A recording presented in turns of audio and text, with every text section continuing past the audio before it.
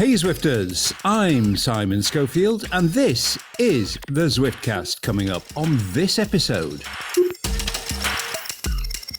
do we have a sandbagger solution? HQ are about to roll out power throttling amongst other measures to hit suspected sandbaggers. The Cav fan picked out by Cav on the Cav ride. I was just absolutely beyond myself with excitement. And Peak Zwift, almost 35,000 riders on the platform at one go and close to 7,000 in one event. HQ act to minimise glitching. Well, at one point this weekend, my friends, I had Zwift Companion on one screen, watching users tick up towards 35k, a streamed race with pro riders on Zwift on another, a tsunami of Zwift chat on a third screen, and I was trying to edit a piece for this week's episode on a fourth screen. Man, it's Zwifty busy. G'day, Shane Miller. You got enough screens to keep up, fella? I have just. There is a lot going on for sure. And a man of many screens, though, yo dude Nathan Guerra. Did you have that Be Cool / GCN stuttering mess on one of your screens? Yeah, I definitely did. Yeah, well, I had a sarcastic streaming's hard with a thinking face in one of my replies somewhere, but yeah, I guess it's interesting. I did like some things about what I saw, but most of it, as far as broadcast goes, was interesting. I'll just say that. Okay, well, we will mop up some, if not all, of the craziness in due course. I wonder if we're actually heading for... Could we actually hit 50,000 concurrent users? Maybe. But first, this. Sandbagging, or racing in a category below your abilities, has been a persistent problem in Zwift, causing reactions from Zwifters ranging from mild irritation to fuming apoplexy. It's fair to assume, although we can never know for sure, that some sandbag by accident, thanks to dodgy setups, but some set out to sandbag. Zwift CEO Eric Min promised it would be addressed during the Minterview earlier this year. I think a reasonable short-term solution is don't prevent people from starting, but as soon as they hit that trigger, whatever that trigger might be, we ghost them. Now we have detail. Jordan Rapp, a senior member of the Gain team. Just how important are you? I'm not very important, especially when I break things. Then I'm definitely not important. Hopefully I can be more important when I fix things. Jordan has been working on fixing things. But what exactly is fixed? Well, let's get Jordan's definition first of the classic Zwift sandbagger. And let's assume the racer is doing it deliberately. Someone who is pretty obviously, probably a B that's dropping down to race with the C's or D's, and you can just tell, right? Like they're just riding off the front. They're not actually in the race. They're just kind of breaking away, and it's sustained power.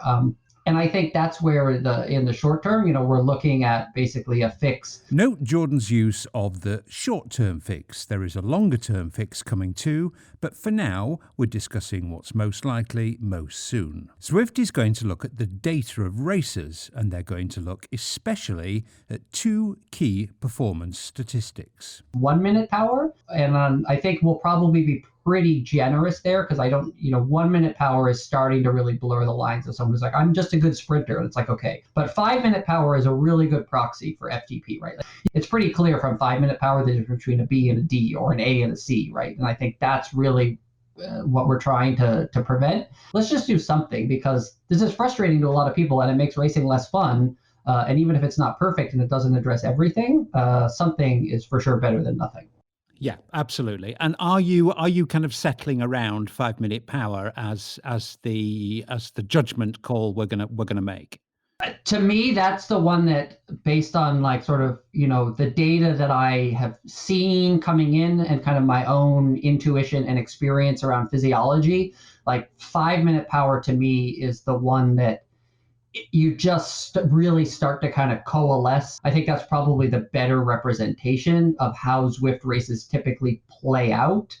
We will look at what we know about what you have done within Zwift, and we will then, if we sort of detect that you are above the limit historically, for your certain values, we'll say like, hey. We'll get on to what comes after hey in a moment. But first, are you going to make known to the community the exact criteria you're going to use to start to warn people? Because obviously, if you do that, then there's scope for people to start playing with those criteria by adjusting their performances. Are you going to say how the calculations are made? No, I'll keep that under the hood because I think it will change potentially so quickly that by the time, and it's, I would hate for there to be bad information from the standpoint of, well, that was true a week ago.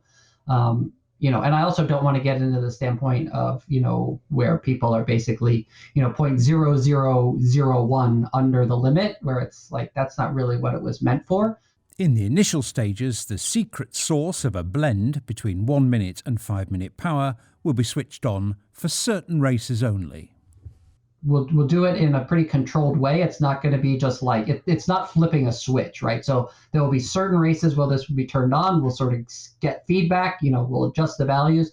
And then I think once we get to a place where the racing community is like, okay, like this feels right, then we'll push that out across the broader community.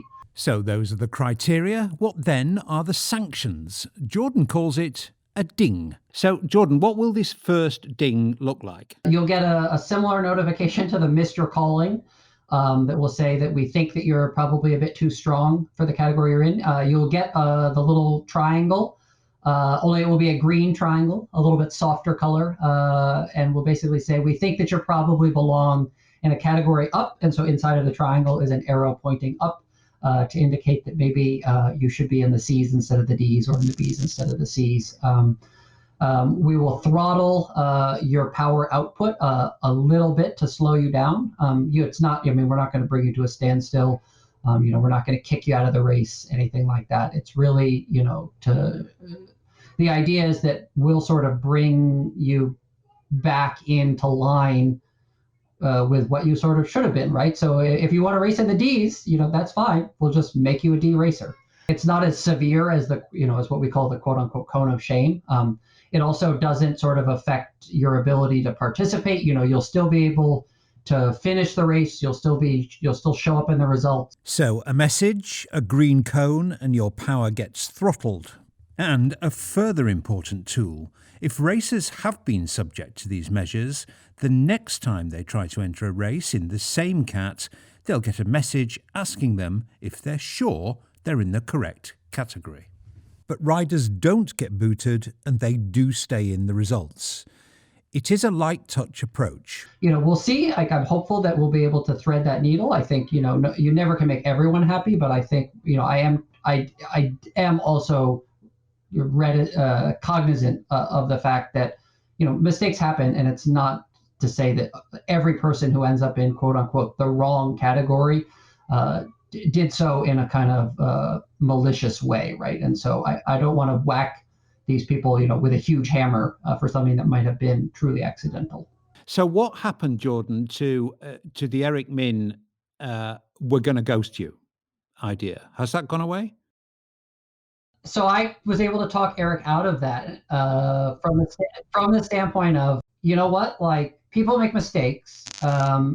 I would rather that we throttle people back and let them participate. And what I sort of said to Eric is, I think if you are basically racing down category to win, it would be more sort of depressing to have a whole bunch of people go by you because we've throttled your power than it would be to be ghosted and to not realize, that we. So I was able to convince him that sort of slowing people down was a better deterrent than ghosting. And to me, it feels like, you still get to finish the race, you still get your workout in. It just felt more fitting for what we're trying to solve for, and I was able to get sort of Eric to agree with that. The throttling of power will definitely be a disincentive to sandbagging, perhaps the most potent of the tools. And Jordan also explained to me that this is an iterative process and that Zwift will tighten gradually. They'll get less forgiving around the 1 minute and 5 minute power criteria. Will it work? We'll see. Well, Nathan, 4 things there. As I just said, the most powerful, I think, will be throttling people's power, because ain't nobody going to like that. Do you think this is going to work? So, okay, well, what I heard up front was throttling power based on what they know about you. But then I heard just now that if you enter a D category at 2.5 watts per kilogram, the expectation is you can't do more than that on average for a certain amount of time. And somebody starts doing that over that certain amount of time, or maybe it's a different average for 5 minutes. So if you go over the limit, they're going to knock your power down and make you go slower. I'm more okay with that. Leaning in on the watts per kilogram for categories, still, I think it's a patchwork solution to where we need a ranking system, but we're for some reason not willing to do that or unable to. Building a ranking system maybe takes a lot of manpower. But I do think it's a patch, and toward what would be a better solution was to, if we're going to do real racing, we should do ranking based on the way that racing's always been. Maybe I didn't make this clear in the piece, but this is the short-term solution that is going in before the ranking-based or the league-based or the long-term performance solution. I mean, that, Eric said that during the interview. And again, I didn't dwell too long on the long-term solution in the interview with Jordan, because the short-term solution is the thing we're interested in right now. But they are definitely heading towards a ranking, league-based, long-term performance assessment solution. And this is something that's going in relatively quickly, because thing is, Shane, this has been a background hum ever since, forever. But it's peaking now into a kind of mass of complaints. I mean, the number of posts I've seen from particularly the noobs who are coming in, who enter a race and see someone winning a D race at 6 watts per kilo, and think, well, what's this all about then? I mean, I've just seen post after post after post after post about that. So something has to be done. Yeah, look, I think there's a timeline of a new Zwifter we should chart out somewhere, whereas you get online, you're excited about Zwift, you then submit a ton of features to Zwift, you have all these ideas, and then you start racing, and then you start talking about sandbagging, and then there's a progression of a Zwifter's life cycle. Thankfully, we're still on that life cycle and we're still loving it, but a lot of people are going through that, learning process of, things aren't quite fair as the way they are. So look, I welcome any update or change to that in any way, shape or form, but I do feel for the people behind Zwift Power who do enforce some of those categories and force people up and down and flag people. Interesting times.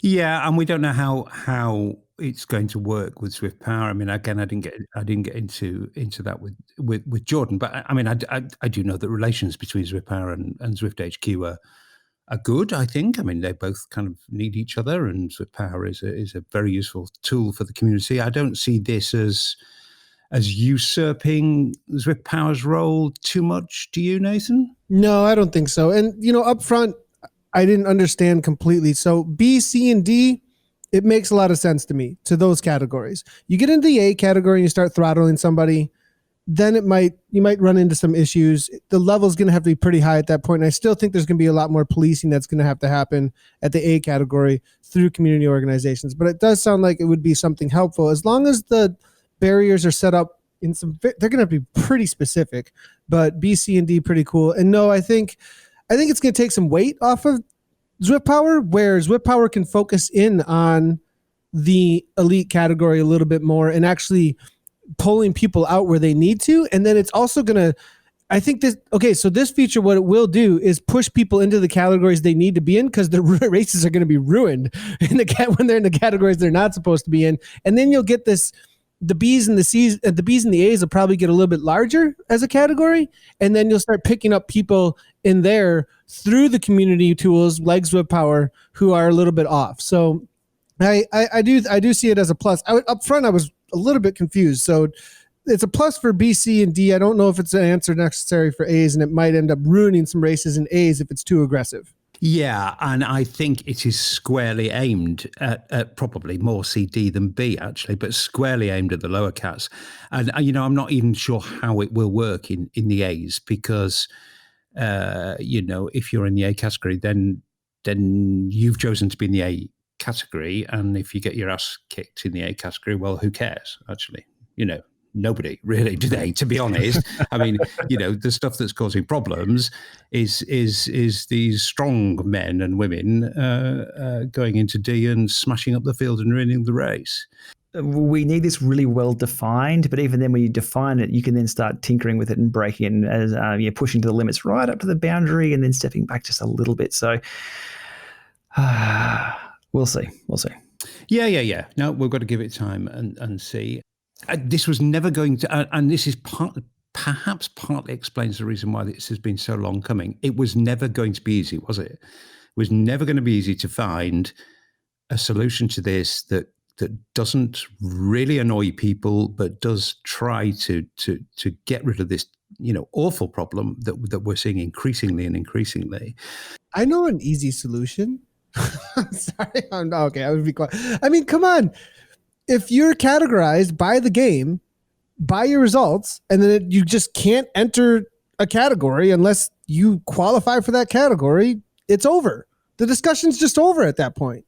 Like, did you qualify to be an A? Did you qualify to be a B? Did you qualify to be a C? Like, I don't know. That just seems like, maybe I'm wrong. Maybe I don't know what I'm talking about. Like, well, there's a move towards that, Nathan, because if you, on a subsequent time, if you've been dinged, you get a message that says, are you sure you really want to be entering this category? So they are moving towards that. I mean, they have, Eric said this, Jordan said this, we don't want to stop people starting. Can you imagine the frustration as a new Zwifter maybe, or a slightly inexperienced Zwifter, you think, I want to enter a race, and the game says you can't enter. We're not letting you in. I mean, that would be mega frustrating. Mm-hmm. That happens to me if I try and enter a citizen category race. Like in real life, I go and try and hey, I'm going to sign up for this race. And they go, you have a pro card. You can't race this. I mean, that's just kind of how race organizers work. Are we running races, or are these group rides still?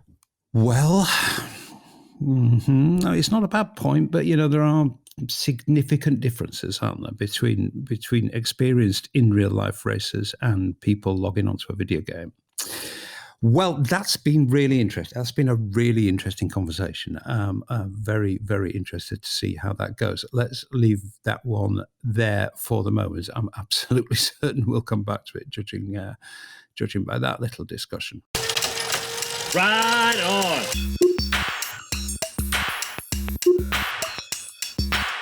Okay, let's spend a little time now talking about the astonishing upsurge in the number of users and how that is impacting the platform and what Zwifty is doing about it. I am hearing that behind the scenes there's a lot of work going on improving the meetups functionality. We saw a couple of useful tweaks, and work on more is being prioritized. I'm going to try and chase down exactly what that is in time for next week's episode. And elsewhere, a double header announcement from Zwifty in the past few days. There will now be 2 guest worlds available at any one time, and this feature has been rolled out very, very quickly. Just quick reactions to that one, Shane. No brainer, as they say, wasn't it? Yeah, look, my initial video title of that was Zwift as the third world, or Zwift for the third world. We couldn't use that, though. It could be misinterpreted. But yes, they have added the second guest world to Zwift. And I saw today, logging in and recording a few things, the spread across it was quite great. I think it was not quite a sort of a 33% split across all of them. I think the default world was the center one, and that had more riders on it. But people are just choosing other worlds and riding with a lot less people around them. But even then, I jumped on Yorkshire today, and that was still a massive Congo line. So yeah, good to see that rolled out. Nathan, there was just no reason not to, was there? No, it's a great idea, and maybe even need more. I mean, I don't know. Like, it's still crowded a little bit, and I wondered about going more traditional when it comes to the splint. I don't ever really want to see this, though. Like, there's a big loss here because you're not able to just go hang out with anybody, because up front you could just have separate servers. And then, if it gets too crowded, that's what most MMOs do. You log in and then you get regioned, or wherever you're closest to the server, or you pick a server that you're always going to be on. But that would separate out the community. And upfront, Eric was like, we always want everybody to be together. That was like a big thing. So Interesting. I'm not, I still see a big Congo line in some places, so we might need more. I'm not sure. And also encouragement to go to an upfront encouragement too. Like, how do we, not just offer a world and not just offer like, well, go ride this route, but like upfront in the UI when you log in, go do this thing on this special shiny and it's got stars on it somehow. And that's happening over there because that world's really crowded, or something. Yeah. Well, I'd like to see some upfront encouragement to ride stuff in reverse, to be honest. I mean, I still think it's amazing how few people actually ride a lot of these routes in reverse. It gets me, that one. I don't understand it. But maybe that's, again, a little bit of an education process. Okay, well, the other big announcement was that the UI, which is completed, the new user interface initially for Apple TV has completed, but it will not launch. The reason given is that HQ needs to concentrate its efforts on keeping the platform stable, and now is not a good time to roll out a major update. My take on this, I think, is exactly the right call. We're going to get into much more about this stability stuff later, but I'll tell you one thing. I'm sure I'm not the only one in the world saying this. If I lost the ability to Zwift and have Zwift reliable right now, I think I would go clinically insane. Quick reaction, Shane, to the new UI being put on ice. Yeah, look, a lot of people thumping the table over this one over on Reddit and a few other forums. I think everyone's jumped the gun on this. All that I know about the new UI is that it's built to make the Apple TV remote easier to master. Yeah, that's it. So it's the UI. They're not saying anything about the UX, the user experience. They're not saying anything about the heads-up display. I think a lot of people are assuming what the UI is going to be. We haven't been told what it's going to be. If it's not what people think it's going to be, and they do roll it out, everyone's going to be very disappointed. I don't see any change to the in-game experience, which is where we spend 99.99% of our time. We need more information from Zwift to get angry over this one that they're not rolling it out. We need to know exactly what it is, because I think a lot of people... Yeah, I can't get UI gate on this just yet. Maybe next week. Yeah. Well, the thing is, expectations have built on kind of no information here. Mm-hmm. On what the UI would be. Everybody knows what they don't like, but no one knows what they want. Yeah. And from my understanding, it is getting over the dreadful nature of the Apple remote on Apple TV, and it was only ever going to be rolled out to Apple TV users anyway. But the thing is, Nathan, I'm not seeing a lot of angst or pain expressed about this decision. Really, are you? No, I don't think it was big on everybody's radar, really. So I think that's why. And I think people are more right now about just getting the experience that, and activity. I think people are just really happy also right now to have the activity. So it's just really low on the radar of like high priorities. It's just, I think that's also a timing thing, but I don't think, like Shane said, really good points. We don't really know how it would impact us that much, and I think experience is a bigger priority anyways. Yeah. Well, you can't miss what you haven't got. Okay, let's move on and discuss something that did cause a little bit of angst, and that was the glitches that some users saw on the Oat Route event. That event was just insane. Something like 7,000 or 8,000 riders. It was enormous. But anyway, let's just spend a little bit of time on this because it's important, I think, to separate out some things. And I think we need to separate out two areas.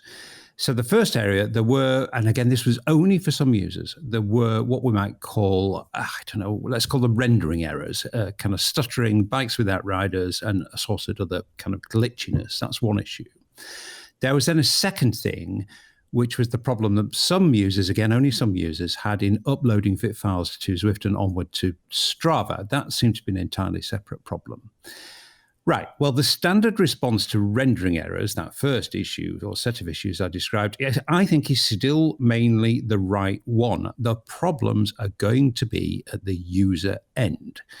To put this simply, trying to run a sophisticated MMO game, which demands an awful lot from a graphics card, If you're doing that on the laptop you've just brought home from the office that's not particularly high spec, that's probably not the best idea. Throw in a bit of weak Wi-Fi, badly positioned ANT stick, and I still think, Shane, that accounts for the vast, vast, vast majority of issues that people see. However, that is hardly ever Zwift's fault, but Zwift always gets blamed. I mean, that's just the way it is, isn't it? Yeah, I was across quite a few of these because I did all of those events this weekend on a machine. I live streamed kilometre 0 through to kilometre finish line for all those stages, those 7,000 plus bunches. It was massive. I encountered no issues whatsoever, but I was across what people were reporting. Now, I've come from IT support from many, many years back, and I'm on the forums and I'm on the comments all day long, answering people and just getting the lay of the land of where people are at. And a lot of people were saying, look, I've changed nothing. I've left my system alone. It's worked perfectly for the last X amount of years. It's not my end because I haven't changed anything. Nothing's changed.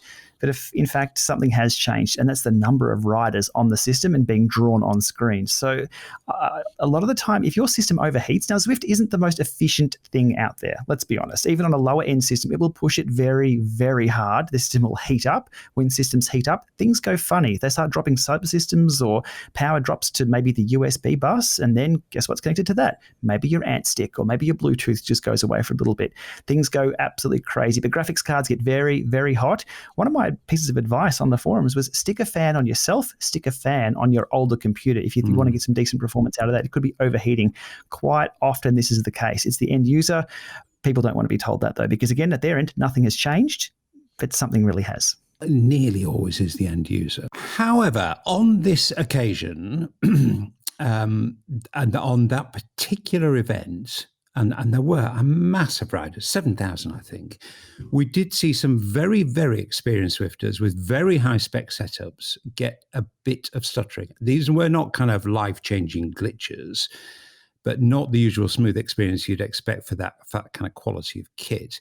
And I do hear rumours that there might just be a little something that HQ are looking at that could possibly improve that. But that does not alter the fact that, if you are seeing these problems, it's nearly always your machine.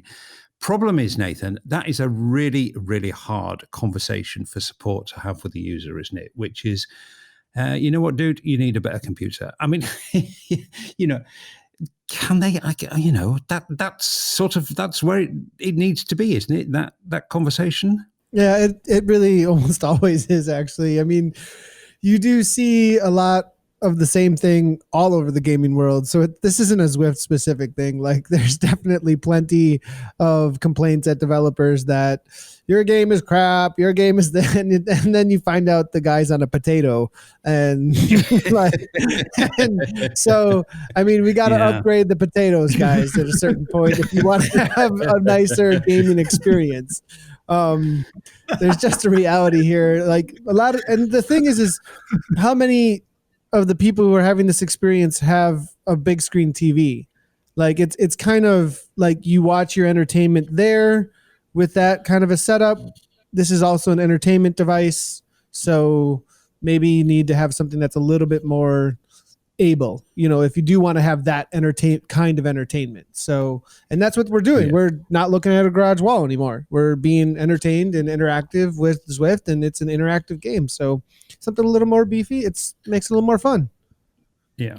I was just taking notes, actually, because I'm just going to send a script suggestion to Zwift user support, which is going to go something like, user, my Zwift is broken, your game's a bit rubbish, can you help me? Zwift support, you need a better potato.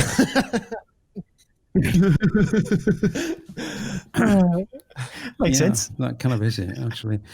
Okay. All right. Well, that is that, and that, I'm afraid that's just the way it is. Now, the second issue, the uploading of the rides problem, that was completely different. And actually, Zwift has already acted quickly here to solve that. They have done something to improve this in an update. But again, it's worth stating here, I think, Shade, that the internet is under unprecedented pressure for reasons that we all know. And, that sort of brings us back to where we started this discussion and the UI discussion we just had, actually, which was that, many thousands of people, me included, need Zwift to be stable and reliable pretty much for the sake of our sanity at the moment. I mean, but the internet is not so safe and stable and reliable at the moment, is it? So that kind of mass uploading of small files issue, you could see how that happened. Yeah, look, the internet's pipes are getting full at the moment. A lot of people are Netflixing and chilling, and also Zwifting, obviously. And hopefully Zwift support are on top of everything, especially after the April 1st gag they pulled and probably just increased their own workload through the fuzzy screen and everything like that. Look, we take the internet for granted. We also take our Wi-Fi for granted too. Now, sometimes it can be the other end.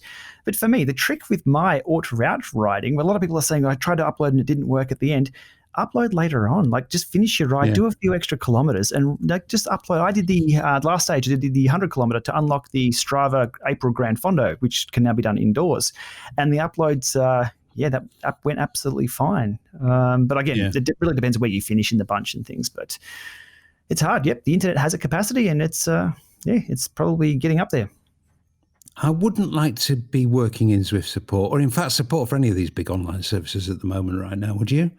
No, absolutely not. Zoom support would be horrible as well. Everybody with the video conferencing stuttering and not having enough bandwidth and things like that. You've got to become an expert to try and debug online presence, I guess you'd call it. I'm doing a video now on how to do online streaming of your rides, and having to explain to people you need at least probably 5 megabits upload. But that's going to be the first time people really need to measure their upload or the uplink speed. So I'm going to have to take people through that, and it gets a bit technical. I can understand people just want things to work. Yeah. Well, I still maintain that this policy, I think it is, we're going to hear some more about this next week, I think, but this policy of maintaining reliability, maintaining stability, Nathan, at these times by not mucking about and changing too much, I just think that's the right way to go, don't you? Yeah, I think so. Stability, keeping things stable, answering. I mean, well, the onboarding thing, I think, is a huge one, right? Like, you're just onboarding so many people, and that's really what's going to put the pressure on. So definitely new experiences too. So there's, you got a lot of people with a lot of new experience, and if things are failing, that's probably going to turn people off as well. So really good point there, I think. So yeah. And last episode I said, well, keep things rolling out. But that's also kind of a test of how rollouts work and how well they're working in the middle of all this. But, it sounds like all hands on deck in some areas just to keep things afloat right now. So. Yeah. Well, it's a test you maybe don't need to carry out, actually. Rolling out in the middle of a global pandemic with unprecedented pressure on the internet. But anyway, that's that. Okay, let's just move on to a sort of slightly merrier and happier aspect of these huge events. The Mark Cavendish ride, which I did last weekend, seems ages ago now, actually, and the Ineos ride, no doubt, at the weekend is going to be absolutely enormous. We'll get on to more about that later. But the Mark Cavendish ride, 4,000 signed up, 3,500 showed up. But for one rider, it turned into a very, very special ride. Well, welcome to the Zwiftcast, Phil Guest. I think the best way to describe you is you were the second biggest star on the Mark Cavendish ride yesterday, which attracted something like 3,500 Zwifters. Cav was broadcasting on his Insta feed. So he was live on Instagram story. So pick up the story, Phil. What happened? So I was in my little back bedroom doing the ride, and I put the Instagram feed on and actually had my phone face down, facing the screen. I was just listening to Cav as I was riding alongside it, and I'd pressed a little button on Instagram. I'm not overly familiar with Insta. It said something like request to join a video. So I just pressed it and didn't think anything of it, and was listening to Cav, chatting along and trying to find him on Zwift. And then from nowhere, I could hear him in my headphones, "Hi, Phil." And then he paused a little bit and he's looking up at the absolutely grotty windows. My partner is absolutely mortified that I'd not cleaned the insides of the windows. And he's looking, the global superstar, looking up at my absolutely grotty windows. And he said, "Phil, again." And I heard it, I thought, I'm Phil. So I picked up the phone. I completely did not expect it at all because there was no like precursor. Nobody like contacted me or anything. And I picked it up, and you can see on the video on his live feed. I'm like, oh my God, Cav! I was just absolutely beyond myself with excitement. Oh, that's amazing. So basically, through the magic of Instagram, I don't understand it either. But you were talking to him face to face, effectively. I don't know how it works, but it was like having a normal video chat, using FaceTime, whatever. So we could see each other, and we're both in the screen, but then it's being simultaneously broadcast to whoever's watching it as well. So it was incredible. What a thrill that must have been. Absolutely, yeah. I think for many in the cycling community, he's such an icon within cycling, and has been for an entire generation. For me personally, it was, I know it sounds really cliche, but he really genuinely was kind of a person who I've always really idolized and looked up to. And so just to have a minute breathing with him was just incredible. God, yeah, I bet. And lucky, really, because, I mean, he could have picked anybody. And, no disrespect to all the Zwifters on that ride, but not everybody would have been a diehard Cav fan who's followed him for years. Yeah, absolutely, yeah. And funnily enough, I think he saw maybe 3 or 4 fans over the period of the hour, and he'd chose a fan. And when he chose somebody, I thought, I wish I was him now. It's like when you're at a party and somebody pulls out the best prize on Pass the Parcel. And I was looking really enviously thinking, I wish that was me. And then, from nowhere he chose me. So, yeah, I was just absolutely delighted. Oh, fantastic. And how long did the conversation go on? It was only about a minute, and because I completely didn't expect it, didn't prepare it, and therefore I was completely stumbling, didn't really know what to say. And I said to him at one point, I'd actually met him once down at Manchester Velodrome at the National Cycle Centre, and he'd just come off the track. And he was very gracious and allowed me to take a selfie, but I genuinely do really look up to the guy. So I had a HTC Columbia jersey, and I took it down to the velodrome just in case, and he very kindly signed that as well. So I've got a really precious kind of signature upstairs from him as well. Wow. Well, he picked the right guy, didn't he? He picked the right guy. Well, for number one fan, maybe. Well, that must have been a really thrilling experience. I'm sure it's one you'll remember. And thanks very much for coming on and telling us about it, Phil. That's a lovely story. Yeah, you're more than welcome. And thanks also, because I know this goes out to the Zwift community. And I think what Zwift do by kind of doing these group rides, I think it's really commendable, particularly we're all locked down at the moment. And I've been riding on Zwift for quite a number of years, but I found renewed kind of vigor and excitement doing it, because it's, even though they're avatars, you're actually with real people, and when you can't do your club rides and you can't get out and about, I think it's brilliant. And then to have someone of Cav's stature, and I had some really lovely comments on there as well, some really kind of encouraging comments. So yeah, thank you to the Zwift community as well. Yeah, no, you're right, mate. It's a special place at the moment. Lovely to talk to you, Phil. Thanks a lot, fella. And you too. See you, mate. Right, take care, Simon. Thanks, mate. Lovely story, that. How did Cav know to pick that fella? Made his day. Terrific stuff. Okay, let's just return to the Oat Route series for a moment. I think this might have been the toughest ever series that Zwift has ever put on. I mean, it was 3 stages of pretty relentless climbing. I only did the last stage because I was supposed to be on an easy week after hammering it recently. And that was a really, really, really hard ride, actually. But I enjoyed it. I enjoyed it thoroughly. But the appetite amongst Zwifters for taking on something really challenging is amazing. I mean, here are some stats I got from Zwift on the Oat Route events. There were 121,000 total sign-ups, which is massive because entry was only open. It only ran for 3 days, and entry opened not a massive long time before it opened. 5 events had over 6,000 participants. They think that a couple may have broken their event participation record. So biggest ever event on Zwift. And 37,600 people roughly completed all 3 stages. this is telling us a couple of things, Shane. I think it's telling us something we probably already know. It's confirming what we already know, that in these times, these huge events there's something bonding about them. There's something that really appeals to people about them. But this one in particular, the physical challenge of it, people seem to be ready for that. I guess, unsurprisingly, I suppose. No, this was fantastic. I love this one because number one, it was hard and you had to commit. You had 3 days to do 3 hard events. There was no Tour of Watopia easiness. Like if you didn't want to race or you wanted to do the easy group ride, you could do that on Tour of Watopia. Tour of Watopia was a walk in the park. This was not. This was difficult. And what this tells us is that Zwifters want harder challenges. There's an event running all the time. There's always a series or something. There's a lot of those. This one stood out because it was so hard.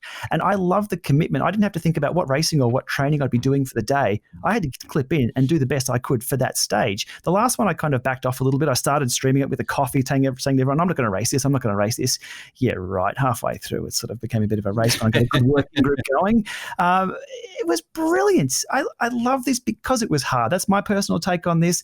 I'd love to see a whole week one. We've got the time now, haven't we? So let's do a whole week of the oat route. Make it really hard. Add the 4 horsemen in there. Add the Uber pretzel on the last day. Make people suffer, but also give people the opportunity to drop into the last stage or the 3rd stage or the 4th stage.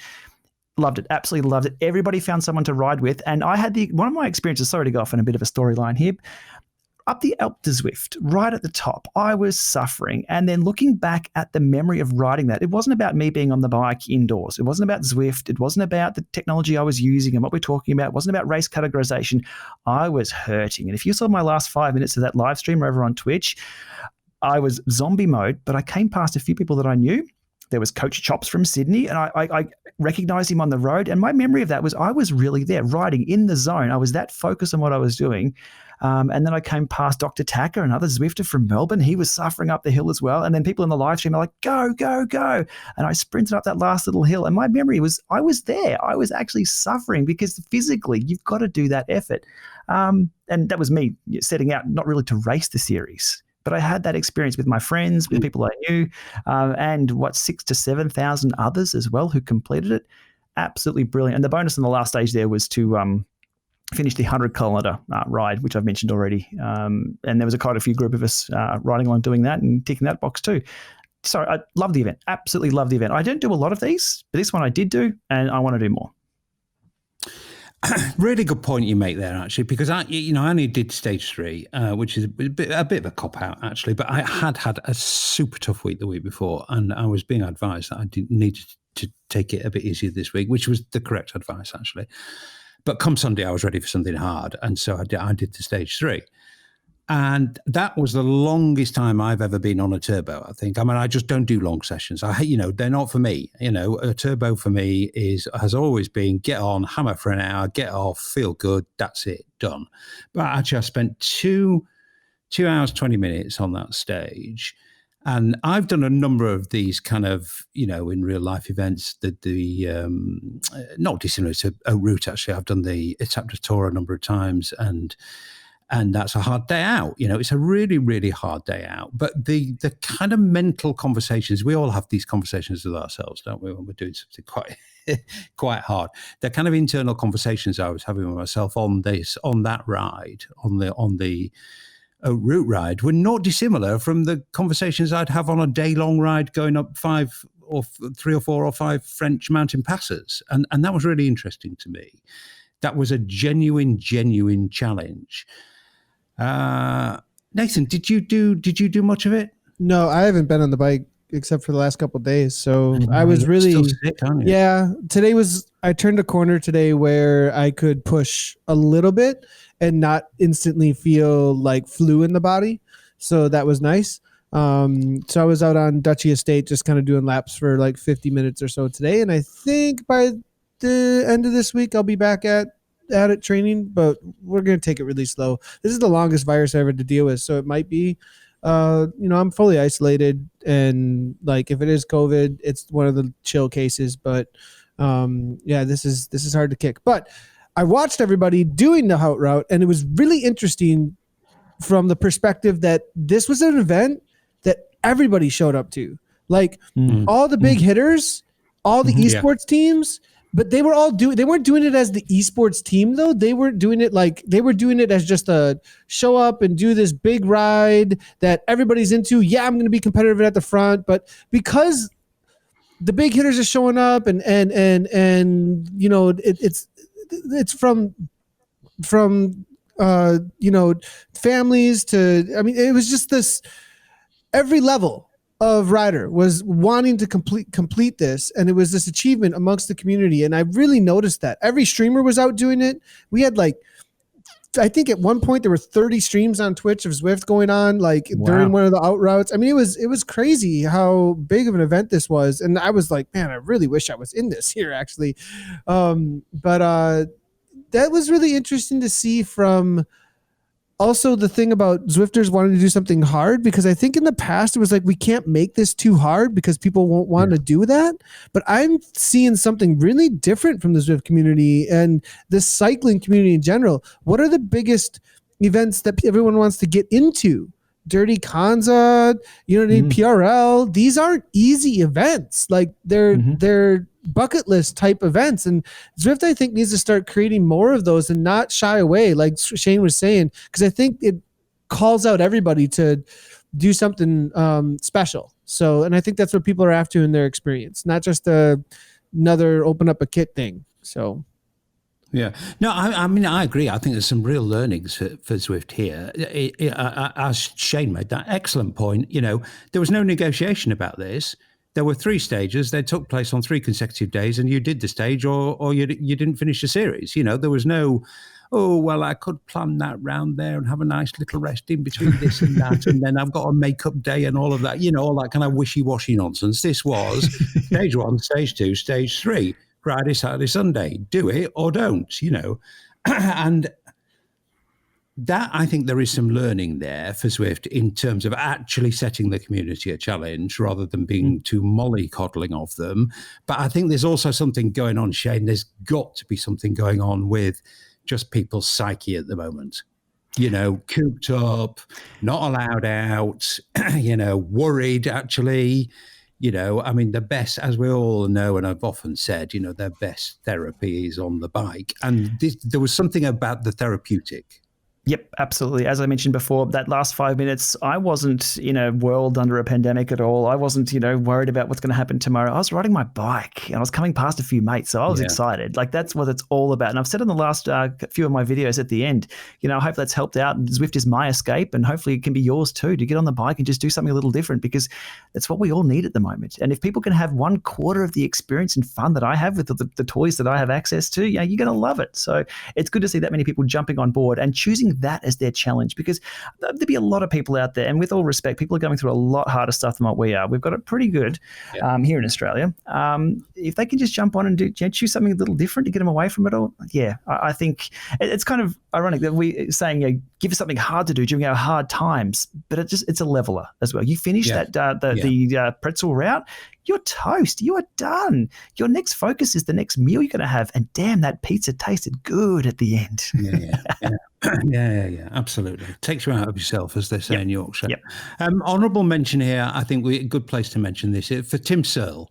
The prolific Aussie Zwifty, he passed another amazing landmark this week. I'm sure he did the Oat Route, but he passed this landmark, 1 million meters climbed. Tim Searle, he's just a machine, Nathan. Oh, yeah, absolutely. Now, there's been a unsaid competition, maybe kind of said competition for a long time, and he took off from everybody a while ago. Like, so world leaders on Zwift, I'm assuming he's still holding that. We don't have a list anywhere, but, you know, a few years back, he really started to ebb away from everybody, and his consistency has just been absolutely amazing on the platform. And the guy is a machine.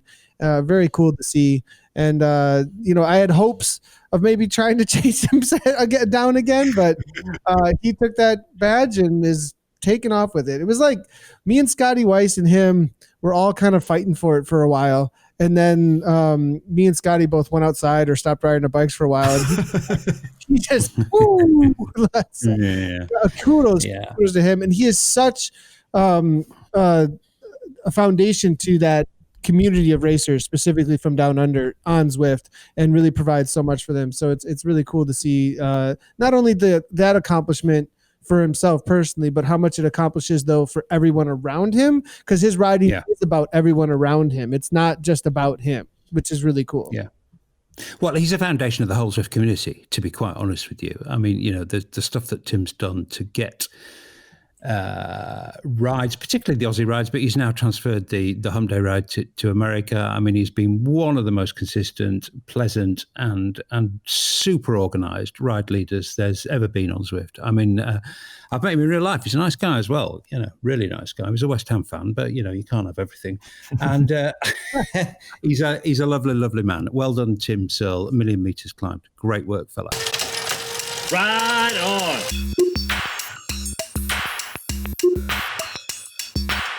Okay, let's just dig a bit deeper into the update release notes. I think this is the first Swiftcast. I lose count now a weekly. I think this is the first Swiftcast since the update went out. And we've talked about the big things. Let's talk about some of the more little interesting things.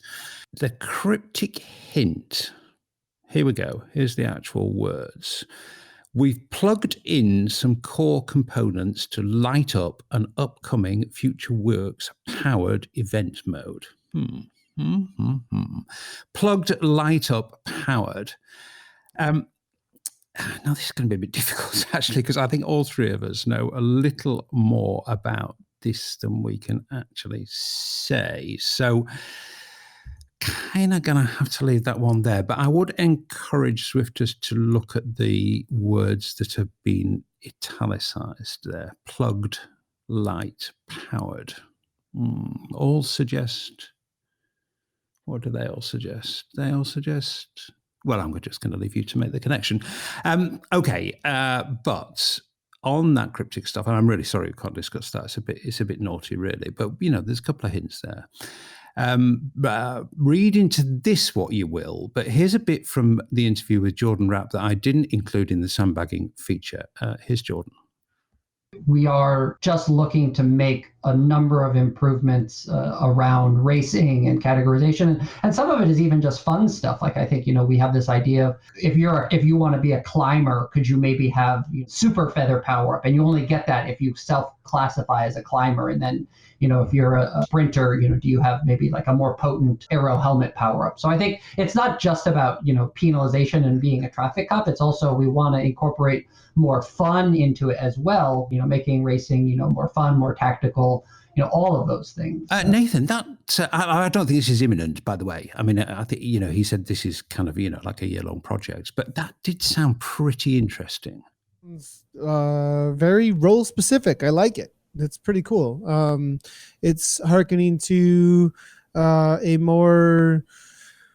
giving you abilities that are special to you. Not everybody maybe has them, but you can choose them. So jumping into an event or into a role in an event, and then you have certain abilities that you can use that maybe others don't. And I think that's pretty cool. I think that's a great idea actually to have some experiments and play with them and see how they work out for the tactics that end up coming out of the play. And I like how he said make it fun too. Like there is a fun side to all that make it enhanced. So we'll see how it plays out. There'll probably be road bumps though in it, like, well, that worked or that didn't work. You know what I mean? There's going to have to be, it sounds like FutureWorks again, or at least like events can turn them on or off and see how it works out, and then they get tweaked. But it's definitely a step forward, I think. And I think I've said this before, and probably a little bit of saying this over and over again, but this harkens to Overwatch in some sort of way, or to a game in which you jump in, you have a healer, you have a this, or it also, maybe it doesn't need to be gaming. It also harkens to in real life cycling. You have a role, sprinter, whatever it might be. You have to play that role. It just has a gaming side to it. So, and cycling's a game, really. I mean, we don't play cycling is one of our things we like to say, but it is a game. It is a game. Ooh, controversial, Shane. Cycling a game. Cycling is a sport, not a game, isn't it, Shane? You've got to know how to play Zwift. And we saw this, there's no more apparent than the other week on the Mitchell and Scott ride where they chose the wrong bikes and were well out the back of the. You've got to know. Also, where the sprint line is on one of the stages. Was it stage 1 of the Oat route? My live stream said, oh, watch out, Shane, even for the bunch kick for whatever 100th place, the finish line is 200 meters prior. So again, I knew to do a long sprint well before that. I lit it up first. Nobody was even sprinting yet before the finish line was even. So this gamification of it. So there's a bit of both, but yeah, this can divide people, can't it? Calling it a sport or a game. I think it's both. You don't play at cycling, I think. You play at Zwift, but next time I have spent an hour climbing a bloody great hill and I'm breathing out of several orifices, don't tell me I'm playing. It's just a game. It's just a game. Yeah. Okay. All right. We'll leave that one there. All right. Back to events. It's just so important now. They're kind of the only topic of conversation, really. I mean, they're absolutely keeping me going. I tell you, I almost live for them. I wake up in the morning these days because I only do, like most people, the list of things I do has compressed down to about, I think it's about 4 things I do regularly now, and that's work, eat, sleep, and Zwift. So, these events are really looming large in people's lives now, and they're so important. But I keep getting pinged by event organisers saying Zwift is apparently dealing with a huge backlog. And you can see that, can't you? And the events admin system is something, should we say, less than German in its efficiency, if you get my drift there. Overwhelmed might be a bit of a strong word, but event organisers, they're not kind of brimming with joy at the present. So I'm going to try to get an interview with someone either from that team or from someone very senior as Zwift, just to try to tell us what's happening with events admin, because I know some of the community event organisers are just finding a little frustration here and there. So we'll try and find out something more about that in time for next week's episode. But for now, here's the story behind yet another event, actually. This is very close to home to me, so I'm sorry if it's kind of a personal thing, but it's interesting because it's about the way the bike business or part of the bike business has been impacted by this terrible virus. But it's also interesting because it shows how the power of the Zwift community is not only helping ordinary Zwifters through this nightmare, but it's helping people whose very livelihood is in jeopardy. Quite a heartfelt story, this one. Listen up. Well, welcome to the Zwiftcast to Dave Walsh, who is one of the co-owners of a very long-established Girona business called Bike Breaks. Hello, Dave. Hey, how's it going? How you doing? Well, pretty much. I was going to say the same as you, actually, but I'm maybe marginally better than you for reasons that we're going to go into. Now, part of the reason for doing this feature really is that Zwift is being able to help your business a little bit in very difficult times. But before we can understand the significance and the amount of support that gives you, I need you to kind of spell out, Dave, why you're in a bit of trouble, really. Not all the listeners will know your business in Girona, and not all the listeners will know the setup in Girona, but most listeners will know, because I bang on about it endlessly, that basically cycling in Spain is now illegal. What's that done to you? It's effectively ended our business. 1 week we ran ShopRite as normal, and then 2 days later we had to close the business. We didn't have a huge amount of notice for that, so we had to close the shop. We had to effectively evacuate all the clients that were there at that point, had to fly home. The main activity of my business is now not possible. Even a month ago, if you told me it was going to be like this, I would have laughed in your face. And I don't want to dwell on the bad, Dave, because we'll get to the good in a minute. But I do think it's important for listeners to understand it's not just a bike shop, your business. In fact, the bike shop is probably only a little part of it. Your revenue, your income, your whole raison d'etre, the whole kind of lifeblood of your business is basically bike rental, cyclotourism. Your revenue has vanished, and it's all your revenue. Yeah, I mean, we started 11 years ago now, incredibly. And what we actually are is a travel agency. So we run tours and trips and day trips, and we rent bikes. And we also have a bike shop, as you mentioned.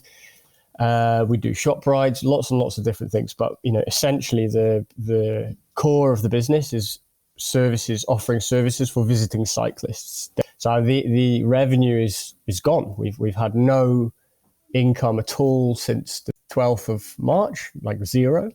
We've had no bookings, and we've had, obviously the shop is closed, so we have no revenue from the shop. So I mean, in all the years of having this business and, you know, looking at income and expenditure and things, you never envisage there's going to be a situation where you have zero income for 10 weeks. I mean, it just is incredible. I mean, it's beyond a disaster scenario, isn't it? I mean, it's, you know, you just cannot plan for that. And again, I'll ask you this because, you're probably only partway through it, but again, I'm sure listeners will be interested. There's listeners all over the world here.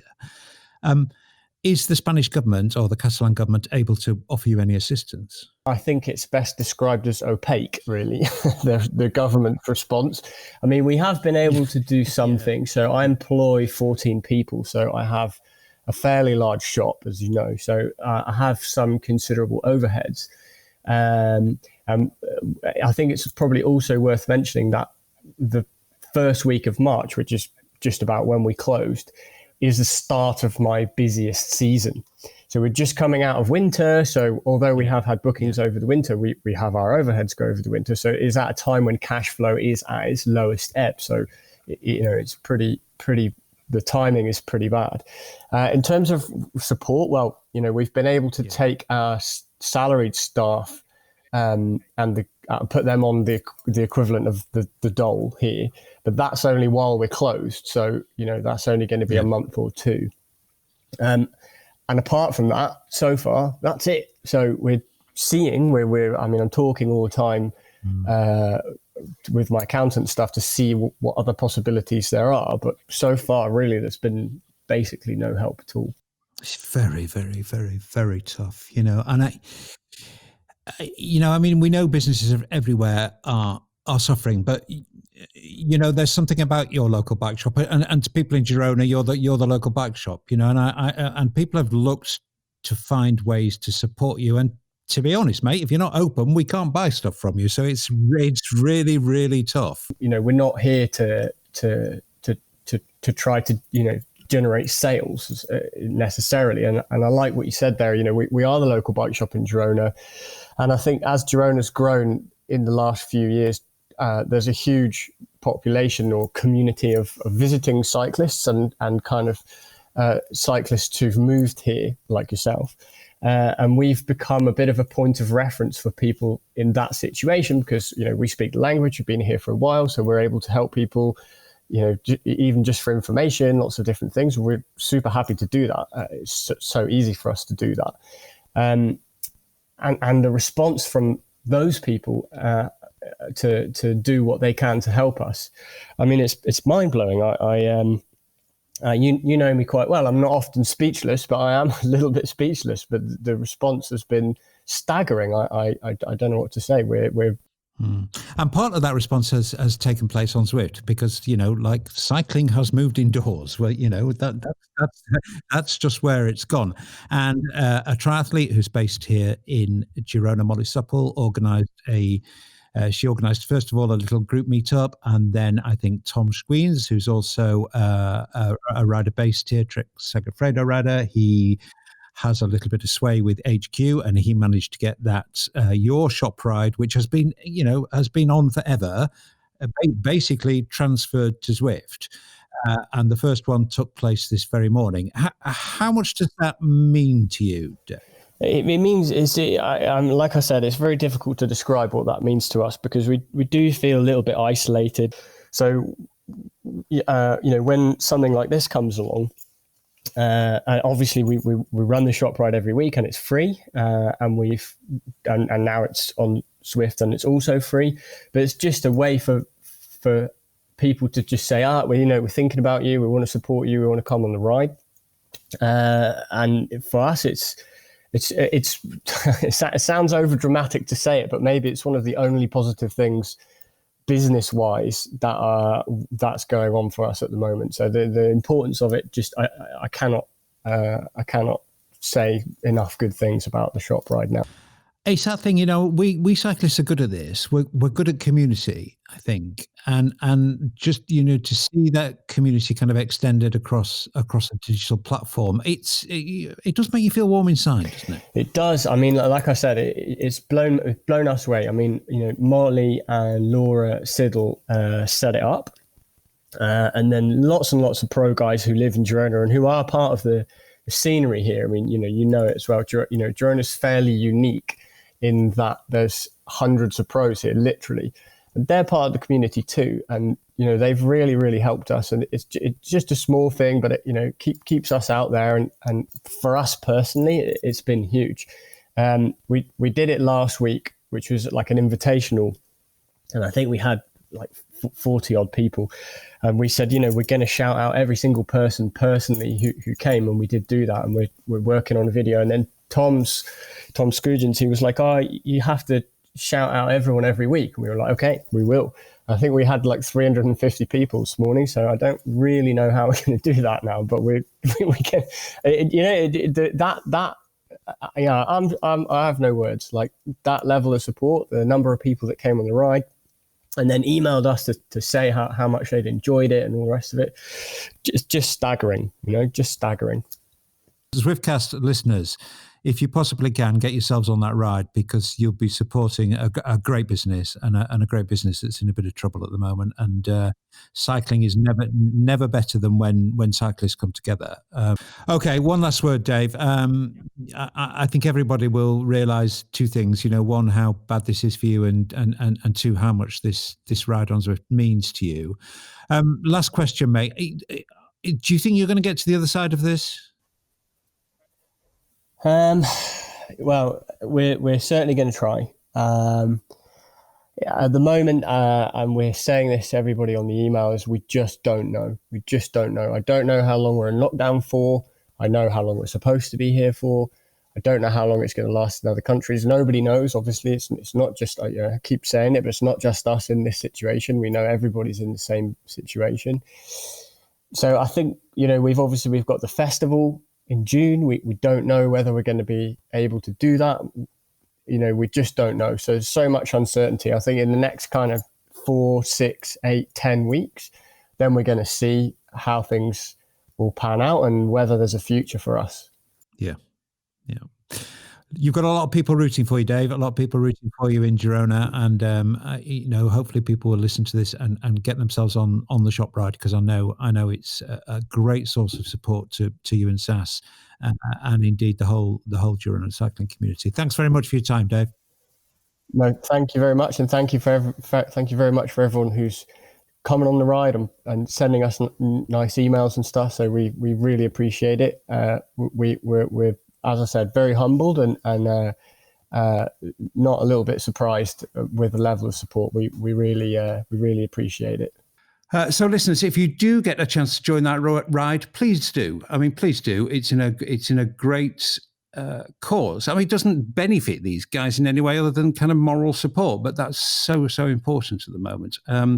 It's on a Thursday at just after 11 a.m. European time, 10 a.m. UK time. Ride on!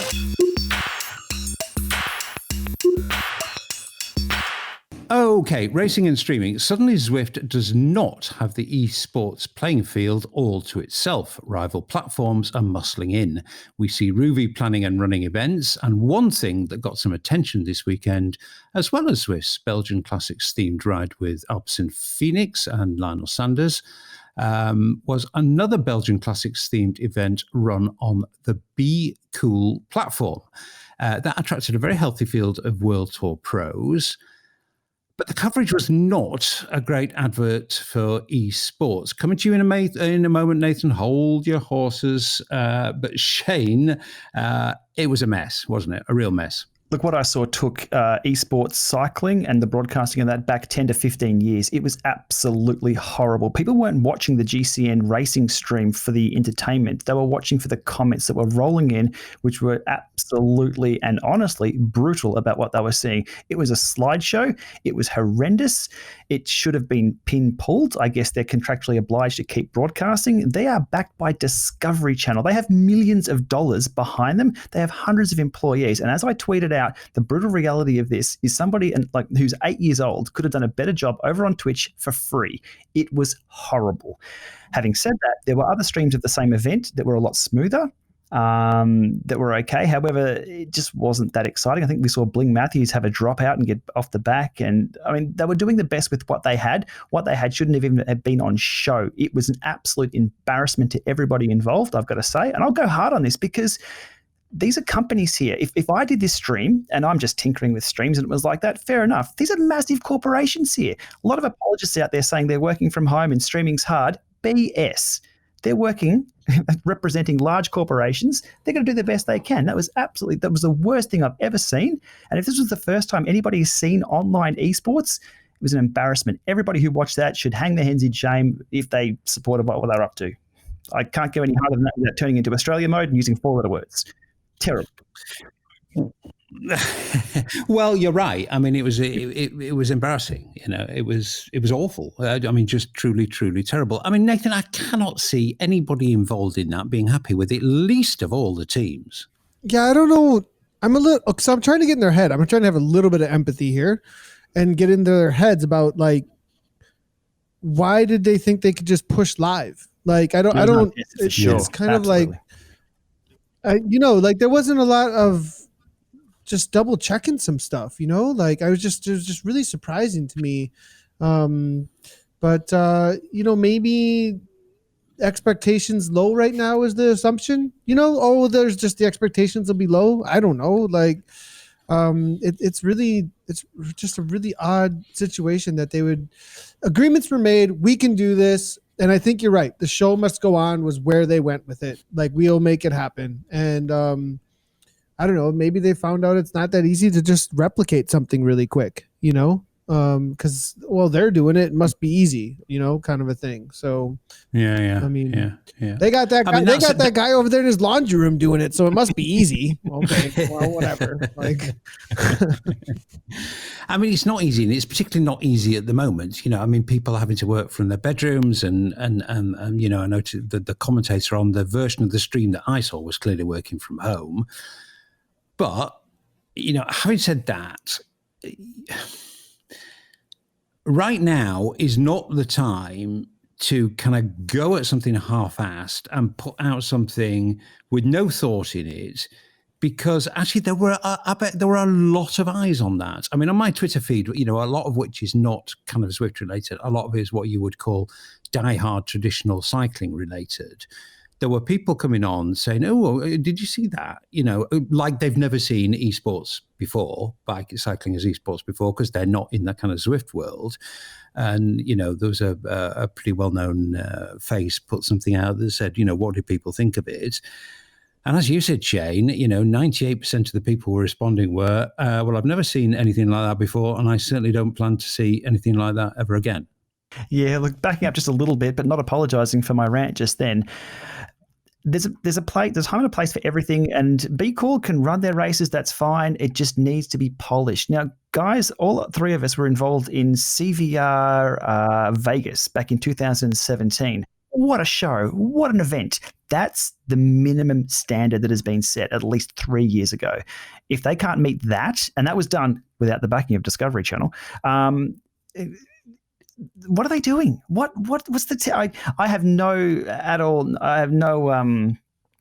what's the term I'm looking for? I don't apologize for them being at home or being untested or anything like that. These are professionals. This is their job. And as I said, we can put together a few things with a webcam and a Twitch stream. It looks so much better than that. I just feel embarrassed if that's the first time, as we've said, people see online esports. It just backs up people who are the haters going, look at this junk. That's absolutely crazy. Well, at the same exact time that this is happening, you have F1 and NASCAR, which is brilliant. My word. The Formula One was amazing. The virtual version of that, wow. Wow. Really, and those were syndicated, I believe, on some pretty big channels and distributions. And so from there to watching, because I think a lot of people in both of those new viewership spaces probably saw both of those things being highlighted because they're all inside and they need some sort of sports to watch. And that's what was out there, and the comparison would be very wow, what's going on with cycling? Like, and go watch cars. Very good point. Yep. We usually do anyways. Yeah, So- yeah. Yeah. I mean, I have to say, you know, the stream that went out from Zwift at the same time, frankly, was far from perfect. You know, I mean, there was some bad audio dropouts on that, and you know, I know the internet's under strain at the moment and stuff, but audio is not, you know, is not high bandwidth. I mean, you know, we should be getting audio, so you know, it's not like Zwift is the kind of shining city on the hill here with this. I just no, actually, I am going to pull the discussion there actually because you know we could bang on about this forever. And I think I'll just save a bit of that for next week because I have heard in the last few hours that a very senior member of the leadership team is going to come on the Zwiftcast next episode, and we are going to have a long discussion about what the direction for Zwift and esports is. Is it more World Tour pros? Is it more focus on the community? You know, what is actually going to be happening? Where are we going with Zwift and esports? So that should be really interesting. So let's go on. Nathan. Can I add just one thing about Be Cool though, as well as a couple of other platforms that I've seen jumping in to a little bit more streaming space, like getting their images out there. The stream didn't look good. The rendering somewhere had an issue. Who knows if it was upload? Who knows what the actual issue tech was? There were things that I saw in the game that I was like, that's cool. Like there were things I saw that were like the expressions of the riders and how expressive they were from the efforts that were going on. Like that looked kind of cool. There was another platform I saw that had like aimed drafting, and so there's some innovation going on out there. You know, we were talking about the hangups on the production side of things, but there's some games that are trying new things, which is kind of cool to see that there's new things getting out there. Yeah, no, that's true. And I mean, they had a camera on every single rider, you know, on the pro team. Every single rider, without fail, had a camera in their face, you know, which, again, we don't see enough of. Anyway, we will talk about this more next week. Although, you know, pros on the platform, it's a big issue, really. And I think what that Be Cool event showed, and to a certain extent, Ruby walking into a partnership with... probably didn't walk into it, actually. Probably negotiated over many months. But going into a partnership with Velon, which is a whole lot of World Tour teams, there's a lot of World Tour action now on virtual cycling platforms. I mean, that's because, you know, there ain't no World Tour racing going on. So it's bound to be happening. Do you think we're seeing, and Ineos, you know, kudos to Zwift. They've got a great set of events this weekend with Ineos. That's going to be massive as well, I think. Is there a bit of a battle going on, Shane, to see who can get the best pros onto their platforms? For sure. Now, kudos to Mitchell and Scott for being at the forefront of this. They were on Zwift straight away. They knew what was up. So the media manager for Mitchell and Scott, that's double points for their work on that. And we're now seeing all the other pros go, oh, hang on, how do we get attention? How do we get noticed? How can we do our sport and represent for our sponsors? And that's obviously on Zwift and also other platforms. One thing I have noticed, though, is there doesn't appear to be any exclusivity deals in this. So when we saw that Ruby signed up the 16 Velon teams, we're like, oh, so we won't see them on Zwift. But we had Bling riding both platforms. We had Remco Evenepoel on both platforms in the one day, actually racing 2 races. So they don't appear to be locking themselves down to exclusivity deals with any platform, like we see with their bikes and their trainers and every other sponsor deal they have, which I think is a good thing. I'm happy for all the teams to surf the field because things will fall where they're going to fall. People will choose the best platform, and it gives people exposure to other platforms as well. So we've seen the Be Cool experience so far. Now it's up to Be Cool to really boost that. We'll see them on Ruby. It's up to Ruby to make sure that's at a certain standard because they'll get the feedback having the pros on those platforms. But yeah, I did note this week there was no exclusivity deals, which I hope don't come either. I hope they don't come. I hope the riders, as they do with the World Tour, they get to race the Spring Classics, the Tour, the Volta, other events around the world. I hope they have the freedom to move between platforms as well to showcase everything that's out there. It's a fascinating point now. It is a fascinating point now. Nathan, go ahead. Yeah, so 2 things there is like if you compare it to in real life, you don't get told what roads you can ride on, right? In real life, and that's or what races you could do really. To like control still. There's not really too much control on that side, and then on the gamer side of things, there's not very many streamers that I know of that aren't allowed to play the game that they want to play. Like they're or big names, like they can play whatever game they want to play in their free time. Now, how much they are going to give certain, like there's streamers that are paid to do a sponsored stream and they just play that game and they say it outright though. They have to, I think it's almost like a have to, because sometimes, like a lot of times it'll be in the stream title. So there's precedent here as far as like you can play what you want to play. Like, so I'm with you there, Shane. I would really not be very comfortable with telling me where I could ride virtually and what I could play virtually. Now, what you're out there promoting, and that's another area where I'm like, okay, if you're paid to promote this much or you're paid to be exclusively promoting this, that's another deal, which I could understand. But not being able to ride something else, I don't know about that. Interesting one. I mean, we're not privy to the contracts. For all we know, many parties may have been desperately trying to negotiate exclusivity. I mean, I know if I was involved, it'd be top of my list. To be honest, would be if you're going to do this, you can only do it on my platform. But who knows? We certainly don't know. But the evidence, as you suggest, Shane, is that there does look to be some kind of free agent situation here. Maybe another one to take up with the leadership team member who I'll be talking to next week. Okay, let's leave that one there just for now. I accept a little postscript because we can't ignore it, really. It was so hilarious. Thomas, again, getting the cone of shame. I mean, that was just so funny. Before we talk about how the media descended on this like ravening vultures for its clickbait potential, let's just hear from Jordan for the final time in this episode as to actually why that happened. I have to say I found it fairly hilarious, actually, and I'm sure lots of other people did, and certainly the cycling media had a feast on it, and that was Zwift telling a pro rider he'd missed his calling as a pro rider and booting him out of a race. We went in and we started looking at the power data that we were tracking, and we decided based on that to turn on flagging of users based on essentially their power performance, whether or not we sort of detected they were kind of, outside of the bounds of what was really reasonable. The goal was to move it to be the actual bounds of human physiology based on, the prevailing research. And instead, so the idea was to raise it to that. And instead I went the other direction. And dropped it to very, to quite low standards from a pro elite perspective, which is what Thomas ran afoul of, unfortunately. We have a fix in place right now in all events. By the time people listen to this, it may actually be fixed, but it has been a good experience. And I think again, right, we'd never expected early April to be a time when we were breaking records and onboarding the most number of pros.